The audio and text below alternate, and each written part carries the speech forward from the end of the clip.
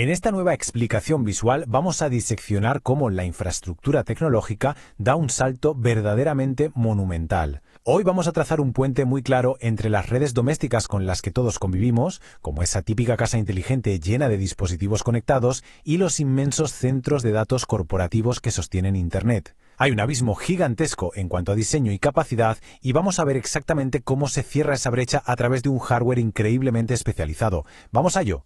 Vale, entremos en materia.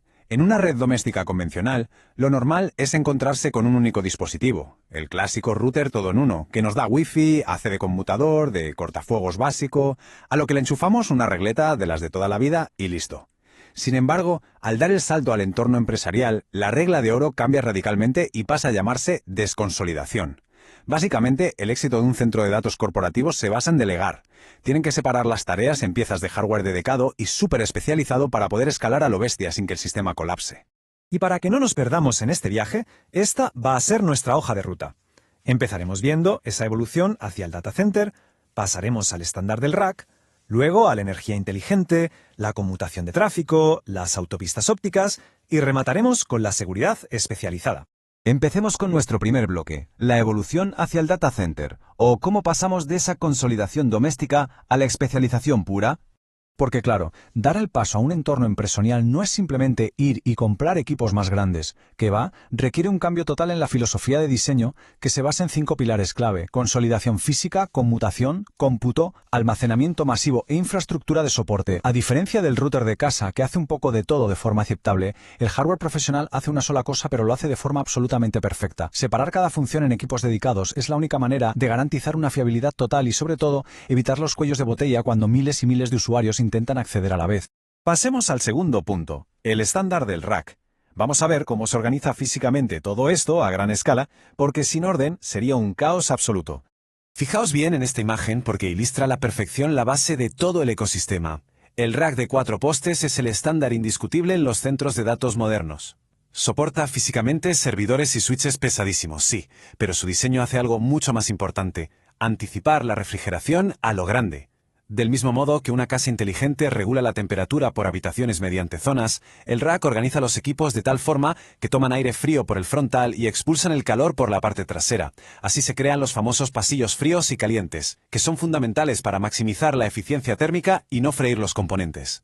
Y aquí viene una medida que hay que grabarse a fuego: 44,45 milímetros, ni un milímetro más, ni uno menos. Esta es la altura exacta de una unidad de rack, la famosa U, definida por el estándar EIA 310. Es un lenguaje universal maravilloso que permite a los ingenieros planificar con una precisión de cirujano la densidad de los equipos en un armario típico de 42U.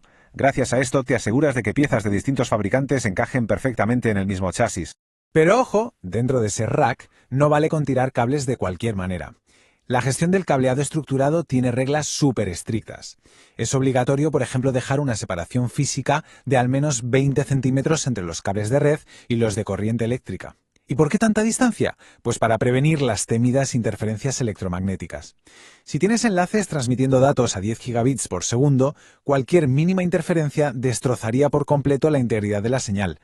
Vamos al tercer bloque. Hablemos de la energía inteligente en redes. Las regletas que usamos en casa palidecen totalmente al ver lo que requiere la distribución a nivel empresarial. La evolución tecnológica de la distribución eléctrica es fascinante. Veamos cómo funciona paso a paso. En el paso 1 tenemos la PDU o unidad de distribución de energía básica, que simplemente reparte corriente de forma pasiva. En el paso 2 pasamos a la PDU monitorizada, que ya incluye sensores de telemetría para leer el consumo a distancia. Pero el paso 3, la PDU inteligente, es otro nivel. Pensad en cómo un enchufe inteligente en casa os permite apagar una lámpara desde el móvil. Pues bien, una PDU inteligente permite a los administradores apagar y reiniciar remotamente servidores que se hayan colgado puerto por puerto e incluso establecer políticas de energía según el horario. Una pasada. Así que el punto crucial aquí es que estas unidades no son opcionales, son obligatorias. Al manejar densidades eléctricas altísimas que muchas veces superan los 10 kilovatios por rack, las PDUs inteligentes son imprescindibles para conseguir las famosas certificaciones Tier 3 y Tier 4 para centros de datos. Estas certificaciones son las que garantizan que el sistema no se va a caer nunca, asegurando que un fallo eléctrico local no detenga bajo ningún concepto las operaciones globales. Entramos de lleno en nuestro cuarto punto, la conmutación y el tráfico prioritario. Vamos a asomarnos al núcleo de capa 2 y capa 3, donde el hardware toma decisiones rapidísimas. Al analizar esta tabla, vemos una división de tareas súper clara. Por un lado, los switches de capa 2 segmentan lógicamente la red usando VLANs, aislando el tráfico sin que haya que tocar ni un solo cable físico. Por su parte, los switches de capa 3 asumen las labores de enrutamiento que normalmente haría un router externo, usando protocolos complejos como SPF para encontrar la mejor ruta posible. Y lo mejor es que todo este trabajazo se procesa usando ASICs, que son unos chips dedicados únicamente a mover paquetes de datos para no robarle rendimiento al procesador general. Y ahora hablemos de la calidad de servicio o QoS con un ejemplo práctico. Imaginad la típica red de casa. Alguien se pone a descargar un archivo inmenso y de golpe tu videollamada del trabajo se congela.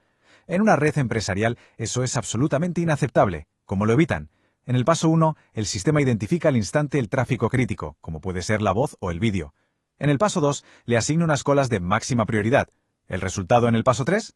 Tu videollamada fluye con una latencia perfecta y la descarga gigante se queda con el ancho de banda que sobra, incluso en momentos de máxima saturación de la red. Y ya que hablamos de velocidad, atención a este número, 0.5 microsegundos, ni siquiera un milisegundo. Esta es la latencia típica con la que operan los switches de núcleo empresariales modernos al mover datos. Es un nivel de rendimiento tan brutal que resulta indispensable para aplicaciones verdaderamente críticas como las operaciones financieras en tiempo real.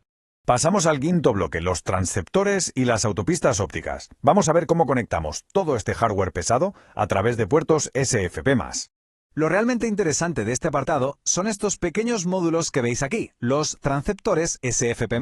Son el estándar universal para interconectar equipos. Su gran ventaja, que se pueden conectar en caliente. Es decir, puedes enchufar, quitar o actualizar uno de estos módulos sin necesidad de apagar el switch. Esto es vital para poder hacer mantenimiento y mantener el centro de datos funcionando las 24 horas del día, los 7 días de la semana, sin un solo segundo de inactividad. Básicamente, estos módulos son el puente directo hacia la fibra óptica. Nos dan enlaces estándar de 10 gigabits por segundo. Si usamos fibra multimodo, podemos conectar servidores que están en la misma sala hasta 300 metros, y con fibra monomodo, el láser viaja a distancias de varios kilómetros para conectar distintos edificios. Eso sí, siempre hay que verificar muy bien las compatibilidades entre marcas para no quedarse bloqueado. Y esto no para, porque la industria ya ha dado el salto a los módulos QSFP28, que agrupan carriles para llegar a la brutalidad de 100 gigabits por segundo. Y llegamos a nuestra sexta y última sección. La seguridad especializada. Proteger todo este caudal enorme de información requiere unos firewalls de nueva generación, o NFWV. Proteger una red así es infinitamente más complejo que poner un cortafuegos en el router de casa. La clave de todo está en la inspección profunda de paquetes, conocida como DPI. Un cortafuegos doméstico es como un cartero que solo se fija en el remite y el destino del sobre. Sin embargo, un firewall de nueva generación con tecnología DPI directamente abre el sobre y lee la carta entera. Analiza todo el contenido en milisegundos buscando virus o intrusiones ocultas y lo hace sin frenar la red corporativa gracias al uso de hardware totalmente dedicado a esta tarea. Esta arquitectura es espectacular porque opera a nivel 7, con conciencia total de las aplicaciones, lo que significa que puede bloquear tráfico específico, use el puerto que use. Además, es capaz de inspeccionar tráfico encriptado, enviar archivos dudosos a zonas seguras llamadas sandboxes, y lo más impresionante, funciona en clústeres de alta disponibilidad. Si el firewall principal falla catastróficamente, hay otro equipo de respaldo que asume todo el tráfico de red en cuestión de milisegundos. Literalmente, no se pierde ni una sola sesión activa. Y todo esto nos deja con una reflexión bastante provocativa para cerrar nuestro análisis visual de hoy. Al ver cómo se multiplican exponencialmente los datos generados por nuestras casas y ciudades inteligentes, es evidente que la tecnología actual es solo el principio. La gran pregunta que queda en el aire es, ¿cómo tendremos que rediseñar toda esta maquinaria hiperespecializada para soportar las inmensas exigencias que traerá la infraestructura del mañana? Ahí lo dejamos. Esperemos que este recorrido os haya dado una visión mucho más clara de ese increíble motor oculto que mantiene nuestro mundo digital funcionando a toda máquina.